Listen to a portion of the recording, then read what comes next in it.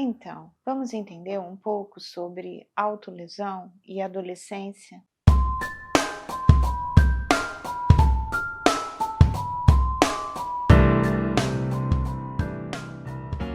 Meu nome é Anita Bacelar, sou psicóloga, trabalho com questões da infância e da juventude desde que iniciei minha formação e, em específico, penso em todas as ações psicoterápicas na perspectiva da abordagem centrada na pessoa. Vou adorar se você puder se interessar pelo nosso canal. Não sei se você é nova, se não é, né, por aqui, mas sendo nova ou não, vou fazer sempre os mesmos pedidos. Não deixe de se inscrever no canal, deixe seu like se você achar que esse vídeo é interessante, pode ser útil para alguém, se ele foi útil para você também, né? Então, a forma de você me dizer isso é deixando seu like, e se quiser comentar comigo, conversar comigo, comentar sobre o vídeo, fique à vontade, eu vou ter imenso prazer em te responder, tá bom? Bom, essa é uma temática que vem sofrendo uma série de compreensões e tem saído cada vez mais do senso comum para a gente, na verdade a gente está organizando um pouco melhor as ideias e entendendo cada vez mais a questão da autolesão vinculada à adolescência. Lógico que a autolesão é um tema complexo.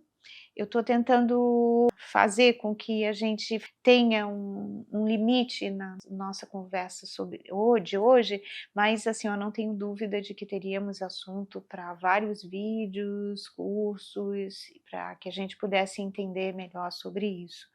Mas eu vou tentar fazer um vídeo que seja de uma compreensão geral e que já possa te ajudar a entender o que esses adolescentes estão vivendo. A primeira questão que me chama a atenção, eu acho que é no conceito em si, né? Hoje é importante que a gente entenda o que é a autolesão. O nome já diz, né? Nós estamos causando alguma lesão em nosso próprio corpo e somos nós mesmos que estamos fazendo. Tá? Essas lesões que a gente pode fazer em nós mesmos, hoje em dia a gente sabe que ela pode vir com mutilação ou sem mutilação. As escolhas da ação, ela pode ser com mutilação ou sem mutilação. Quando a gente pensa em mutilação, a gente pensa em, por exemplo, cortes, algo que vai causar uma ação que seja de nós mesmos, para nós mesmos, e que vai causar alguma mutilação no nosso corpo. Eu citei os cortes porque talvez seja algo, imagino eu, que vocês tenham muito acesso de informação de adolescentes que têm se automutilando. Então, só para dizer que em termos de definição, não... A autolesão, ele é o conceito aberto, geral, em que implica de uma pessoa estar lesionando a si mesmo, e dentro do conceito de autolesão tem então o conceito de automutilação, considerando que a mutilação ela pode ser física mesmo, né? Pode causar alguma autodestruição física. Bom, mas e não para por aí o conceito, porque em termos de pesquisa, a gente ainda consegue reconhecer que o conceito de autolesão, ele pode ter a intenção de morte, e daí nesse caso a autolesão, dependendo de como seja, ela segue uma linha de que pode chegar a uma tentativa de suicídio, né, ou ao suicídio de fato, mas tem uma outra linha, que é a linha particularmente que eu vou seguir, que é a de autolesão sem a intenção de tirar a própria vida, né? Eu tenho, não só eu, mas os profissionais de uma forma geral, nós temos nos assustado muito com as estatísticas, os dados e a análise dos dados de registro de autolesão. Em termos de Brasil, nós não temos muito tempo de registro, começou em 2011, e desses registros que a gente tem reconhecido que tem aumentado muito o percentual e o índice de autolesão em adolescentes, e em especial com automutilação. Esses índices mostram para a gente, eu acho, que eles estão precisando de ajuda, que por algum motivo está ficando muito difícil, os sofrimentos estão aumentando muito. Eu sei que o sofrimento não está aumentando mais só em específico para adolescente, né? Mas eu fico pensando que infância e adolescência, quando esses índices aumentam muito, eles estão iniciando a vida. Então a gente pensa, nossa, daí precisa de muito cuidado, né? Precisa de toda a nossa atenção. Daí a gente pode pensar, se a gente de alguma forma está entendendo a questão de autolesão e os índices estão aumentando muito, o que falam esses índices? Sobre o que falam esses índices? Por que as pessoas, os jovens, estão se autolesionando, né? Se formos conversar com eles, o que os índices mostram é que existem 3 grandes respostas. Uma resposta é que a dor psíquica que eles estão sentindo é tão grande, e eles ficam tão insuportáveis, é tão insuportável que eles fazem um processo de automutilação para que a dor física apazigue o sofrimento psíquico. Quando eu penso nisso, eu penso, nossa senhora, imagina o tamanho da dor e a sensação que os jovens podem estar tendo nessa hora. É lógico que depois não é uma ação que resolve, né? Porque o que acontece é um ciclo, né, desses jovens que de alguma forma se automutilam de novo e aí reconhecem que não resolveu, e daí o sentimento que vem depois é um sentimento de culpa, é difícil para eles, ou seja, fica um acúmulo de sofrimento que vira um ciclo perigoso, porque pode se intensificar. O segundo grande motivo que estão nos dados é que muitas das vezes esses jovens não sabem dar o significado para o sofrimento psíquico, eles não têm forma, não tem sentido no contexto de significado. Eles não conseguem dar uma ordem, uma lógica para eles clara. E aí a dor física, ela acaba sendo uma forma, dá-se uma forma, o que também não é um bom caminho, né? Bom, e a terceira grande motivação, eu diria que é para acabar com a sensação de vazio que alguns deles têm. 3 grandes motivos que a gente pode pensar assim, ó, nossa, mas por que está acontecendo isso, né? O que explica isso? Eu vou dizer, olha, os fatores são inúmeros, tá? Eu vou também tentar mapear alguns fatores aqui com vocês, mas eles, só para dizer que ele é mesmo muito complexo.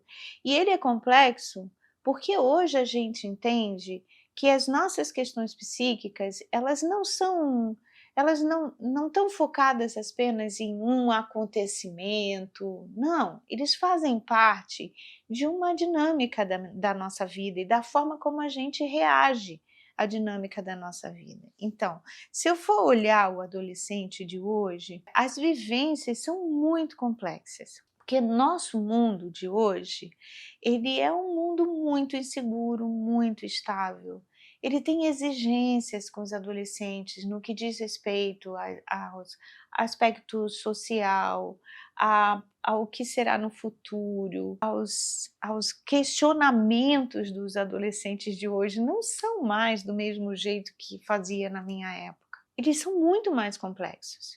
As dinâmicas familiares, elas estão recebendo pressões cada vez maiores das experiências de vida delas. Não está sendo fácil para nenhum membro da família, adulto, criança, né, e adolescente, não está sendo fácil de encontrar resiliência para lidar com as inúmeras crises do processo da vida. Então, somos nós no mundo, em um mundo com uma variável muito grande de acontecimentos e que aumenta muito a nossa dúvida em relação do que a gente vai conseguir dar conta e aumenta muito as nossas dificuldades relacionais. Nossas demandas e nossos pedidos, nossas exigências em relação aos outros aumenta muito. E principalmente quando nós somos um adolescente, que ainda é uma fase complicada, né? Porque nós já não temos mais a maturidade da infância, infância que nos dava uma certa segurança e não sabemos ainda o que é ser um jovem adulto. Então nós estamos bem no meio quando a gente pensa num adolescente. As demandas são muitas e é daí que eu fico pensando no benefício que a psicoterapia pode ter para esses adolescentes e no quanto que nós podemos ajudá-los a dar sentido para os 3 grandes questionamentos que eles fazem. Então, por exemplo, questionamento no sentido das grandes respostas que eles deram, né, as 3 grandes respostas. Então, por exemplo, quando eu penso que eles se cortam, porque eles têm um sofrimento psíquico muito grande, que muitas das vezes esse sofrimento psíquico não tem nome no sentido e não tem um contorno específico, e ele não sabe entender muito bem o que está acontecendo com ele, e que o sentido das coisas pode provocar uma sensação de vazio enorme. Eu digo, mas se nós temos esses 3 elementos, parece que anuncia que a psicoterapia pode ser um espaço para esse adolescente compreender um pouco melhor a vida que ele está vivendo no momento. A vida no que diz respeito às circunstâncias. Olha, quando a gente pensa na saúde mental hoje, a gente sabe o quanto que o que a gente vive, então, tem a ver com todas as circunstâncias. O mundo que nós estamos vivendo hoje, como eu falei agora mesmo, ele é um mundo repleto de acontecimentos difíceis de processar. A terapia pode ajudar um adolescente a processar esses acontecimentos da vida e como esses acontecimentos afetam ele na relação com os conhecidos e os amigos deles, as dificuldades, os conflitos relacionais, o desempenho dele nessa nova fase, tudo isso. Um processo psicoterápico pode ajudar esse adolescente a entender melhor. Mas daí você pode pensar, a gente entende o que está fora? Eu vou dizer, olha, a gente presta atenção no que está fora, ajuda esse adolescente a perceber o que está fora para ele conhecer melhor a si mesmo. É importantíssimo que esse adolescente consiga se aproximar da sua própria condição do momento. Quem é ele, como ele vive, o que ele sente, dar significado para isso, dar significado para as suas emoções, integrando a percepção que ele tem do mundo e corrigindo algumas percepções que podem ser distorcidas, já é meio caminho andado. Não, eu acho até que mais de meio, sabe? E daí ele pode, dentro desse... se a gente rechear a vida dele de significados, que sejam significados dele, aumenta a consciência dele sobre si, aumenta um autoconhecimento e aí dá um sentido para ele estar na vida. Ele vai ter que encontrar uma série de ações, rumos, estradas para a vida dele, que se estivermos conversando com ele, aumenta muito as chances dele de visualizar o que ele quer, por onde ele vai começar, o que é mais emergente para a vida dele. E lógico, como consequência de tudo isso, o vazio diminui. E diminuindo o vazio, vai diminuindo. Porque se nós estamos reconhecendo que as autolesões, elas são provocadas por um sofrimento psíquico que, maioria das vezes, não tem a intenção de tirar a própria vida, então, dar significado para esse sofrimento pode ser uma bela saída. Bom, acho que vale a pena tentar e que a psicoterapia seja um espaço para os adolescentes falarem sobre si e o que eles estão vendo de si no mundo. É um belo trabalho. Nosso trabalho de psicoterapia com adolescentes, ele tem um foco que é de ajudá-los a crescer. Pois é, que tal? Vamos tentar conversar, dialogar. É o grande centro quando a gente pensa na perspectiva da abordagem centrada na pessoa. Por hora, só tenho que agradecer você ter estado comigo até aqui nesse momento e vou torcer para encontrar você em outras atividades do Espaço Viver. Até lá!